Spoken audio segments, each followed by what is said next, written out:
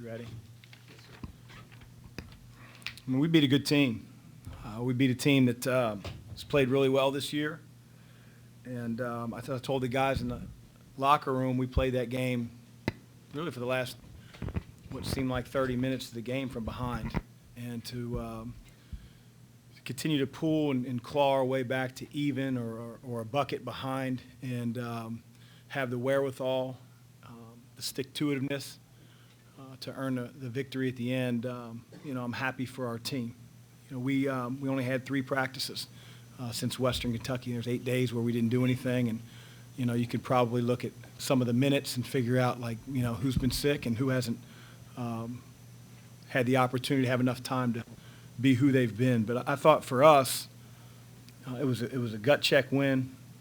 I thought there were some really key contributions. I thought Sidney Curry, despite not playing a ton of minutes, really impacted the game. Brought a lot of juice to the game, and sort of exerted his toughness around the basket. I thought Mason Faulkner was really who we thought he was going to be this year. He's been slowly getting over that ankle injury. He's finding his feet under him, and he's got a penchant for making plays in big moments, and he just can't celebrate them, and then we get lost in transition on the other end. But that's another story. I thought Malik set the tone. He talked to the team prior to today's shoot-around, and as I've always said, he's a terrific leader, and I thought his message was spot on, and our guys responded. So happy we won. We know we're not a finished product. We got ways to get better, and we'll head to Georgia Tech, I guess, on Sunday. Chris, a pretty rough first half again offensively, some of those scoring drops. What changed? You guys shoot 48% in the second half. What do you think you guys did differently better in that second half? Well, overall, we shot 34 free throws.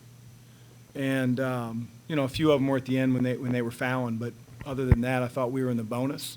I talked about that 2 games ago. It was tough to do it at Western. They just spread out the 2-3 and put Big Fella underneath. And, we had a continued emphasis on getting the ball in the paint. I thought, there's only so much that you can do, and I'm not trying to place the blame, but we missed some easy ones in the first half, right around the rim, some back screen layups and things around the basket that we've got to get to fall. And then we have to recognize when we've gone 2 or 3 possessions in a row where we haven't gotten a bucket, we can't take the first 3 that comes our way. And this team is still learning that, but we were way better in that area, but we still aren't perfect. Chris, Noah had 14 of his 17 in the second half. And can you speak on the 3? He hit 5 in a row there, but the 3 was a tough shot there. Yeah, I thought he was going to hit the one in front of our bench too.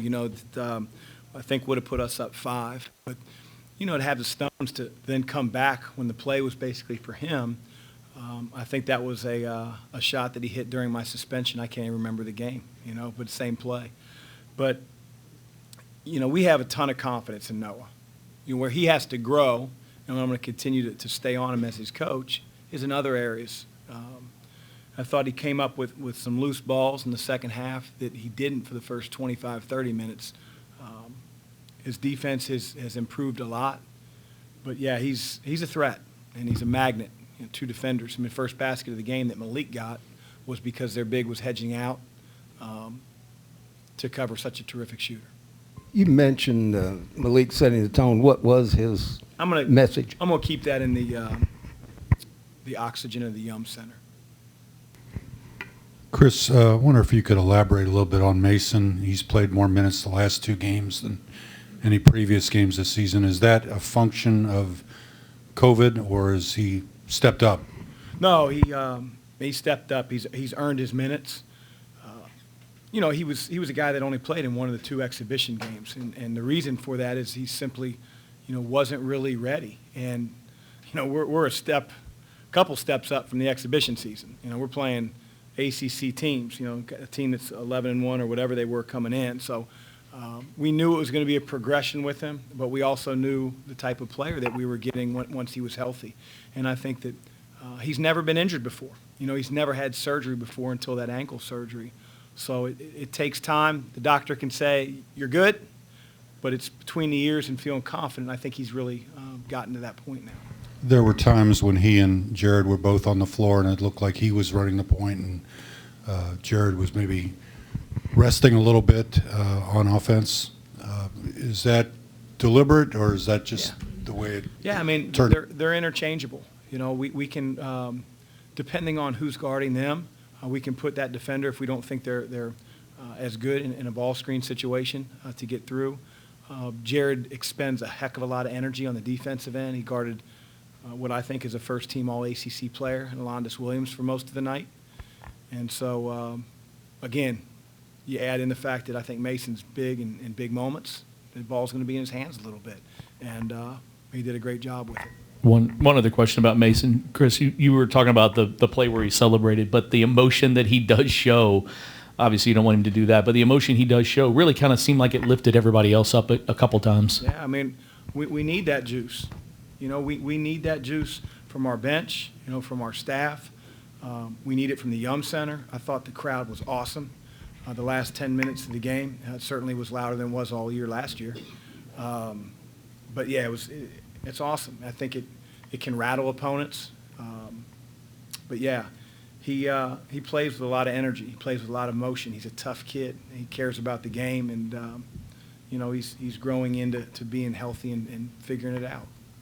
Coach, it seemed like Sam responded well to the start tonight. You guys did some wrinkles where you got the ball to him on the move in the mid-post, and that really seemed to get him off, had the big slam dunk down the lane. Just kind of talk about his play tonight.